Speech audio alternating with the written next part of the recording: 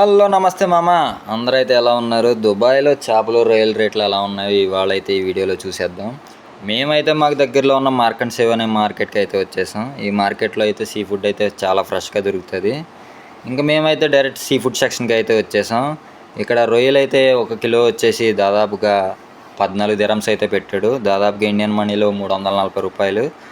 ఇంకా చేపలు అయితే దాదాపుగా 25 దిరమ్స్ అయితే పెట్టాడు. దాదాపుగా అయితే 650 రూపాయల దాకా అవుతాయి.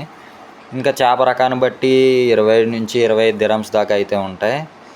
ఇక్కడైతే చాలా ఫ్రెష్గా అయితే సీ ఫుడ్ అయితే దొరుకుతుంది. ఇంకా అలా కూరగాయల సెక్షన్లోకి అయితే వచ్చేసాం. దాదాపుగా ఇక్కడ ఉల్లిపాయలు అయితే 75 ఫిల్స్ దాకా పెట్టాడు. మన ఇండియన్ మనీలో అయితే 18 రూపాయలు పడుతుంది 1 కిలో వచ్చేసి. ఉల్లిపాయలు అయితే చాలా బాగున్నాయి. మా అన్నయ్య అయితే ములక్కాడలు అయితే తెగనెత్తికేస్తున్నాడు. ములక్కాడ కూర అంటే మనోడికి చాలా ఇష్టం అంట. ఇంకా అలా అయితే పచ్చిమిరకాయలు అయితే వచ్చేసి 1 కిలో వచ్చేసి 9 దిరమ్స్ దాకా ఉంది. ఇంకా కూరగాయలు అయితే చాలా ఫ్రెష్గా అయితే ఉంటాయి. ఇక్కడ చాలా ఫ్రెష్గా అయితే దొరుకుతాయి. మా వాడికి అయితే ఏదో ఇక్కడ విచిత్రంగా కనపడింది, అది ఏంటో అని పరిశీలించేస్తున్నాడు శాస్త్రవేత్తలాగా. అదేంటో కాదురా బాబు, కొబ్బరి బొండం. అది కొబ్బరి బొండం అయితే అలా అయితే వస్తాయి, చాలా బాగుంటుంది. ఇంకా ఫ్రూట్ సలాడ్ కూడా అయితే ఇక్కడ అరేంజ్ చేశారు. నాకైతే యాపిల్లో ఎన్ని రకాలు ఉంటాయని ఇప్పుడైతే తెలిసింది. ఎన్ని రకాల యాపిల్స్ అయితే ఉన్నాయి. దాదాపుగా వచ్చేసి 7 దిరమ్స్ దాకా అయితే ఉంది కిలో.